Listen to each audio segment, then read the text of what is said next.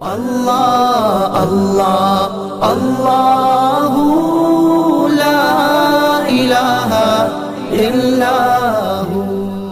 بڑی امپورٹنٹ بات جو ہے وہ رحمت عالم صلی اللہ علیہ وسلم کی ذات مبارکہ میں اللہ رب العزت نے ہمیں ہر چیز عطا کر دی ہے، اور اس میں پریکٹیکلی رسول مکرم صلی اللہ علیہ وسلم نے اس کو کر کے دکھایا۔ اور آپ دیکھیں آج بیٹیاں ہیں ہمارے گھروں میں، ہم پھر بیٹیوں سے ایکسپیکٹ کرتے ہیں کہ وہ ہمارے عزت کریں، لیکن رحمت عالم صلی اللہ علیہ وسلم نے ایک کر کے دکھایا۔ آپ جب بھی سفر پر تشریف لے کر جایا کرتے تھے، جب واپسی تشریف لاتے تو سب سے پہلے اپنی شہزادی سیدہ کائنات کے گھر تشریف لے جاتے اور ان کے لیے گفٹ لے کر آتے۔ پریکٹیکلی بیٹی گھر آتی، آپ کھڑے ہو کر ان کا استقبال کرتے، آپ اپنی چادر بچھا دیا کرتے تھے۔ کیا آج ہم ایسے کرتے ہیں اپنی بیٹیوں کے ساتھ؟ پریکٹیکلی وہ آپ کی جو میں بات اس کو لے کر چل رہا ہوں۔ اور پھر رحمت عالم صلی اللہ علیہ وسلم، مجھے ایک واقعہ یاد آ گیا، اگر 1-2 منٹ مجھے دیں گے تاکہ بات مکمل ہو۔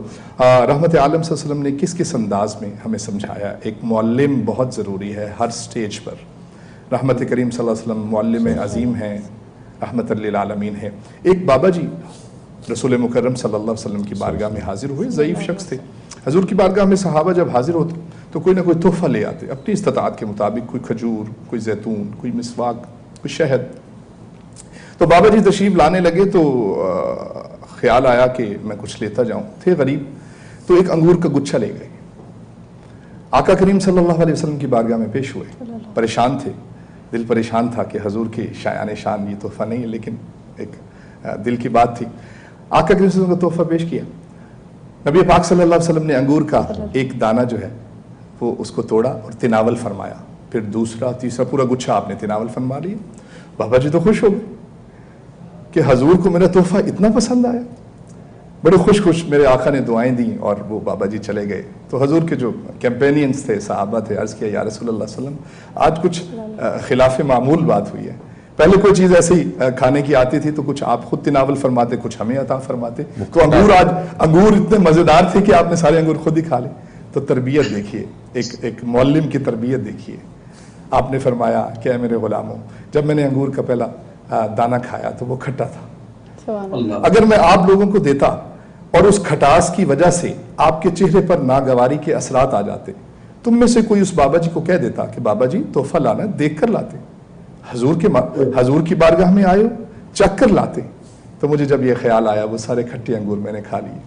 اور رحمت عالم صلی اللہ علیہ وسلم نے ہمیں سمجھا دیا کہ ایک معلم کس انداز میں اپنے غلاموں کو، اپنے شاگردوں کو سمجھاتا ہے۔ بابا جی کی عزت نفس کا بھی خیال رکھا اور ایک میسج بھی دیا، یہ حسن اخلاق ہے۔ آج کل ہم دیکھتے ہیں کہ ٹیچرز ہیں، معلم ہیں، ہمارے پاس اچھے لوگ ہیں، لیکن ان کے پاس بیٹھنے کے بعد بھی ہمارے اوپر وہ اثر نہیں آتا، ہمارے معاملات ٹھیک نہیں ہوتے۔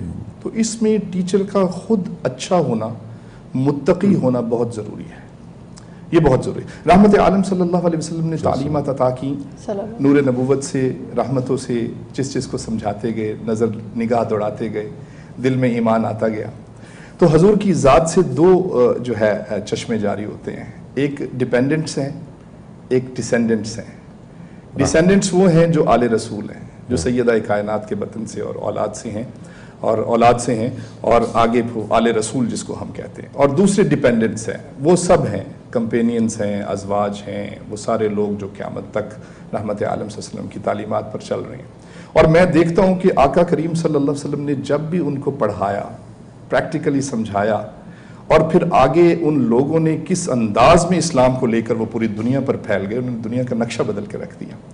تو مجھے وہ واقعہ یاد آیا کہ حضرت سیدنا صدیق اکبر رضی اللہ تعالیٰ عنہ جب امیر المومنین بنے تو ان کے دور میں ایک نابینا خاتون رہا کرتی تھی مدینہ شریف میں، بوڑھی تھی، نابینا تھی، دانت ٹوٹ چکے تھے، کوئی پیچھے کیئر کرنے والا نہیں تھا۔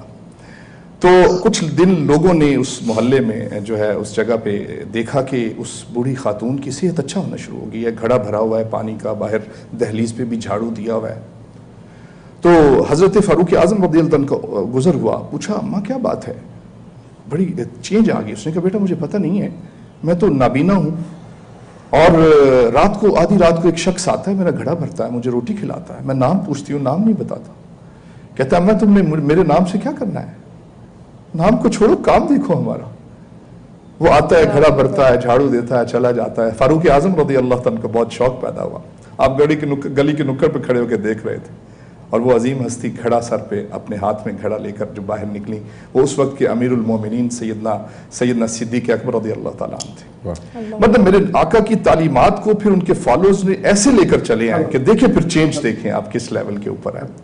اور حسن اخلاق کی بات ہو رہی ہے, میں نے طرز تکلم کی بھی بات کی. لوگوں کو دیکھیں, نالج ہونا اور چیز ہے مبشر بھائی, نالج کو ڈلیور کرنا اور چیز ہے. ڈیپینڈنس کی بات کی, ڈیسینڈنٹس نے جو کچھ لیا وہاں سے, تو مجھے سیدنا امام علی مقام امام حسین رضی اللہ تعالیٰ یاد آ رہے ہیں.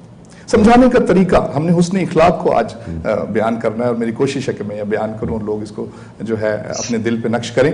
آپ تشریف لے کر جا رہے ہیں, اور نماز کا وقت ہوا, وضو کرنا تھا, ندی پر آپ وضو کرنے لگے تو ایک بابا جی وہاں وضو کر رہے تھے, بوڑھے تھے, سفید داڑھی تھی.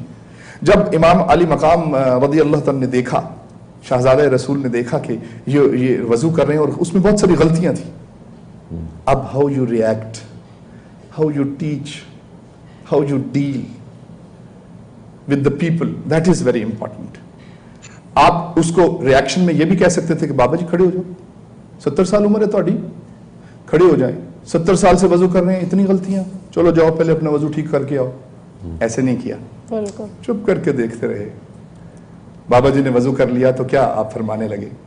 آپ نے فرمایا کہ بابا جی میں وضو کرنے لگا ہوں اور مجھے شک پڑتا ہے کہ میرے وضو میں کچھ غلطیاں ہیں, آپ میری اصلاح کر دیں گے؟ بابا جی تو چوڑے ہو گئے, ان کا لایا بھائی آپ بھی کر دینے اصلاح.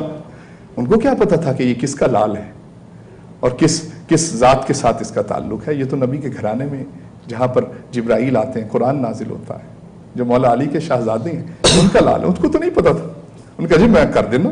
اور جب آپ نے وضو کیا, دیٹ واز 100% پرفیکٹ. اور جس گھر سے علم شروع ہوتا ہے ان کا وضو اگر نہیں پرفیکٹ تو کس کا ہوگا؟ آپ نے وضو کیا تو دیٹ واز 100% پرفیکٹ. بابا جی کی آنکھوں میں آنسو آ گئے. اس نے کہا بیٹا تم جو کوئی بھی ہو, لیکن آج مجھے سمجھ آ گئی کہ وضو ہوتا کیا. تو امام علی مقام نے بتا دیا کہ آل رسول کیسے ہوتے ہیں, سمجھاتے کیسے ہیں. بابا جی کی عزت نفس بھی رکھی, سفید داڑھی کا خیال بھی رکھا, اور ایک مسلمان کے وقار کا خیال بھی رکھا, اور اپنے خون کا بھی بتا دیا کہ میں کس کا خون ہوں. تو یہ ایک حسن اخلاق کے طریقے ہیں. ہم ایک ایجوکیشن تو دے رہے ہیں ان کو, اے لیولز پڑھا رہے ہیں, تربیت نہیں ہے. بیسیکلی جو کمبینیشن آف تعلیم اور تربیت, دس از ویری امپورٹنٹ. اور خاص طور پہ ہمارا جو ینگسٹرز ہیں کالج اور یونیورسٹی کے لیول پہ, وہاں اس چیز کی بہت زیادہ ضرورت ہے اور بہت زیادہ فقدان ہے. قرآن مجید اس میں بہت وضاحت فرماتا ہے, اور آپ اللہ رب العزت کا اس میں حکم ہے کہ ان اکرمکم عند اللہ اتقاکم, جس نے تقوی اختیار کیا وہ اللہ کے نزدیک عزت والا ہے. تو جو اللہ کے نزدیک عزت والا ہے وہ ہمارے نزدیک بھی عزت والا ہے. تو معلم کی سلیکشن کے اندر ٹیچر جو ہے نا, he is not only knowledge, the name of knowledge. Teacher is a combination, معلم is a combination of knowledge, تعلیم اینڈ تربیت. تعلیم دینے والے آپ کو بہت سارے مل جائیں, فاؤنٹین ہے نا پورا, یس بہت سارے مل جائیں. تربیت دینے والا نہیں. آپ جس کے اندر دیکھیں کہ اس کے اندر تقوی ہے, یہ پابند شریعت ہے, اور اس کا تربیتی نظام بہت اچھا ہے, آپ بچوں کو ان کے پاس بھیجیں, اور آپ بہت زیادہ اس چیز کو جو ہے فیل کریں گے کہ آپ کے بچوں کے اندر چینج آ گئی ہے. تو میں سمجھتا ہوں کہ دس ویری امپورٹنٹ. سو تعلیم کے ساتھ تربیت کی بھی اللہ رب العزت نے قرآن تو بھیج دیا, روشن کتاب ہے, فرمایا ہم نے اس کو روشن کر دیا, آسان کر دیا, ہر چیز کھول کھول کر بیان کر دی. یا اللہ کھول کھول کر بیان کر دیا, آسان کر دیا, پھر ٹیچر کیوں بھیج رہا ہے؟ فرمایا وہ قرآن ہے, یہ تربیت ہے.